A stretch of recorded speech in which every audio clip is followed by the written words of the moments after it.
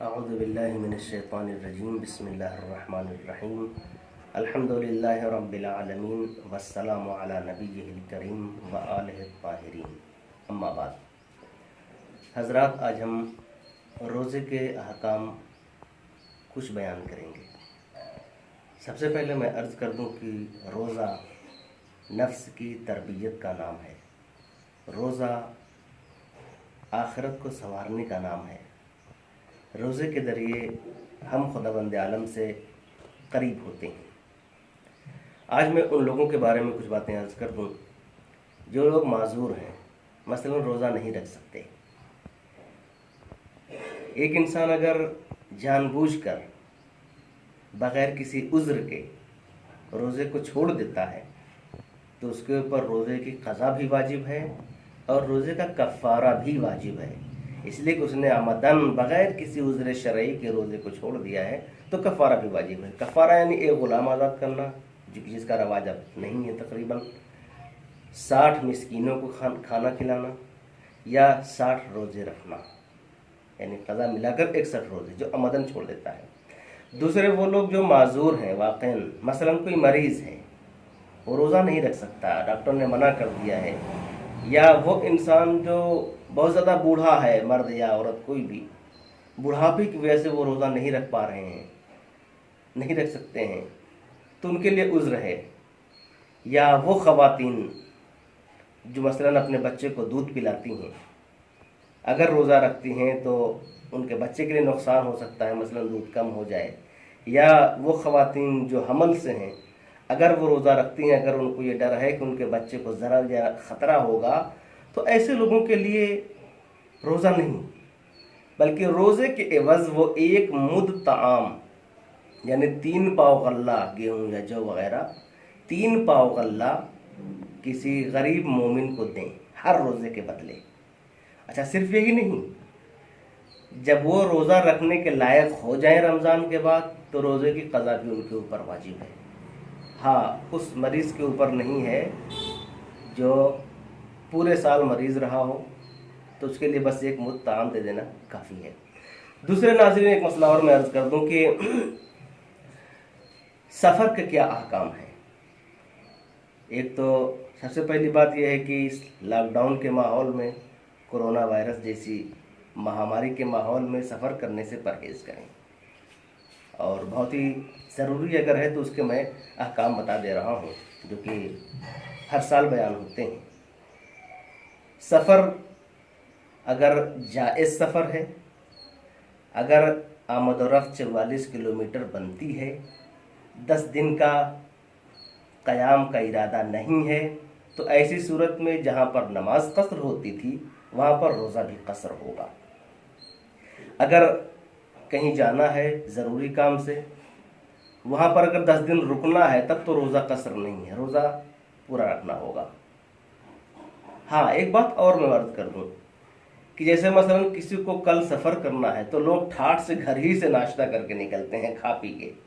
تو یہ چیز نہیں ہونی چاہیے۔ دیکھیے، سفر اور روزہ سفر میں قصر ہوتا ہے، ٹھیک ہے؟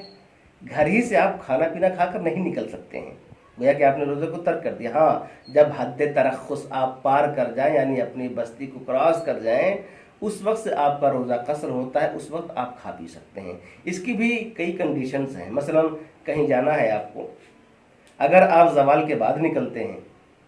حد ترخص کراس کرنے کے بعد اگر آپ نے کچھ نہیں کھایا پیا ہے، منزل پر پہنچ گئے،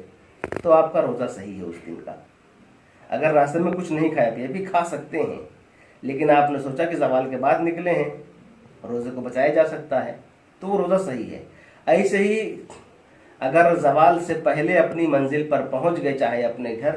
یا اس جگہ جہاں پر آپ کو 10 دن کا قیام کرنا ہے، راستے میں کچھ نہیں کھایا پیا ہے، روزے کو باطل کرنے والی کوئی چیز انجام نہیں دی ہے، تو اس دن کا بھی روزہ آپ کا صحیح ہے۔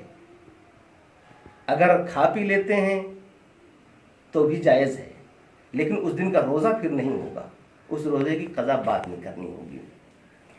تو گریز کرے انسان، اگر ضروری ہو رمضان میں تبھی سفر کرے، روزے سے بچنے کے لیے سفر نہ کریں کہ گرمی ہے لاؤ سفر کر لیں اور اجازت مل جائے گی، پھر کھا پی لیں گے، بعد میں قضا کر لیں گے کبھی۔ تو ناظرین بغیر ضرورت کے سفر نہ کریں، اس لیے کہ مکروہ ہے، اسے بھی 24 رمضان سے پہلے سفر کرنا مکروہ ہے۔ ہاں ایک بات میں عرض کروں گا، اگر سفر کرنے کا شوق ہے تو آخرت کے سفر کی تیاری کیجیے، اس سفر کی تیاری کیجیے جس سے اللہ و رسول آپ سے خوش ہو جاتے ہیں۔ اس سفر کے لیے سوچیے جو اللہ کے لیے سفر ہوگا، یعنی آخرت کا سفر۔ پیغمبر اکرم حضرت محمد مصطفیٰ صلی اللہ علیہ وآلہ وسلم ارشاد فرماتے ہیں، اپنے ایک طویل خطبے میں رمضان سے پہلے آپ نے ارشاد فرمایا ہے، فرماتے ہیں اچھا ہر انسان یہ سوچتا ہے کہ پل صراط کا سفر بڑا کٹھن ہوگا، بڑا سخت ہوگا، تو پیغمبر فرماتے ہیں کہ جو انسان ماہ مبارک رمضان میں روزے کی حالت میں لوگوں سے اچھے اخلاق سے پیش آئے تو پل صراط سے آسانی سے گزر جائے گا۔ اپنا کردار سنوار لیں، اپنا اخلاق سنوار لیں، پل صراط کی منزل آسان ہو جائے گی، آسانی سے گزر جائیں گے۔ پیغمبر فرماتے ہیں جو لوگ اچھے اخلاق سے رمضان میں پیش آتے ہیں، اس دن جب کہ لوگ پل صراط سے گر کر نیچے گر جایا کریں گے، جہنم میں لوگوں کے پیر پھسل رہے ہوں گے، اس دن وہ استقامت کے ساتھ پل صراط سے گزر جائے گا۔ دوسری منزل ناظرین، حساب و کتاب کی رونگٹے انسان کے کھڑے ہو جاتے ہیں جب وہ حساب و کتاب کی منزل سوچ لیتا ہے کہ کیسے حساب و کتاب ہوگا۔ اس مبارک مہینے میں ہمارے نبی نے ہمارے لیے یہ مسئلہ بھی آسان کر دیا ہے، فرمایا کنیزوں سے، نوکروں سے، غلاموں سے نرمی سے پیش آؤ، خدا بند عالم روز محشر تمہارے حساب کتاب میں نرمی پیدا کر دے گا، تمہارا حساب و کتاب آسان کر دے گا۔ ایک مسئلہ تو یہ ہے کہ بڑے افسوس سے کہنا پڑتا ہے کہ بعض ہمارے مومنین گھروں میں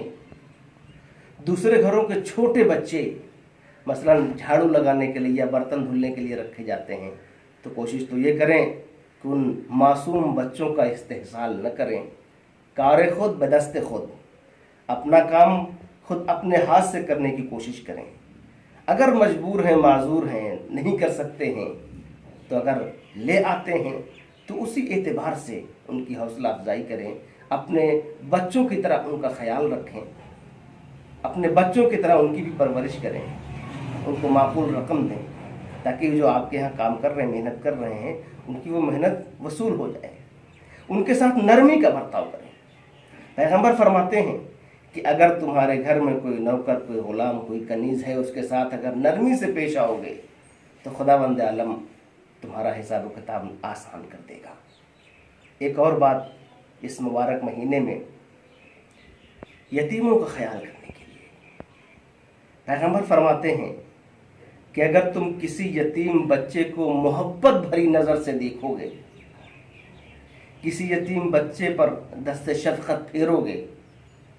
اس کا خیال رکھو گے، تو خدا بند عالم روز محشر نظر رحمت سے تم کو دیکھے گا، یعنی تمہارے اوپر رحم کرے گا۔ آج اگر ہم کسی یتیم بچے پر رحم کریں گے، ضرورت کی چیزیں اس تک پہنچائیں گے یا اپنے بچے کی طرح اسے پیار دیں گے تو خدا بند عالم روز محشر ہمارے اوپر رحم کرے گا۔ تو ناظرین یہ بہت ہی اہم چیزیں ہیں جو روزے کی حالت میں رہ کر ہم اس کو بہت اچھے سے انجام دے سکتے ہیں، اور روزے ہی نہیں، اگر روزے کی حالت میں اس کو انجام دیتے ہیں تو عام دنوں سے زیادہ اجر ماہ مبارک رمضان میں ہر عمل کا ہوا کرتا ہے۔ میں امید کرتا ہوں کہ آپ ہم سب اس بہترین عمل کی طرف اپنا قدم آگے بڑھائیں گے۔ خدا بند عالم ہم سب کی توفیقات میں اضافہ فرمائے، ہمارے اعمال کو قبول فرمائے۔ السلام علیکم ورحمۃ اللہ۔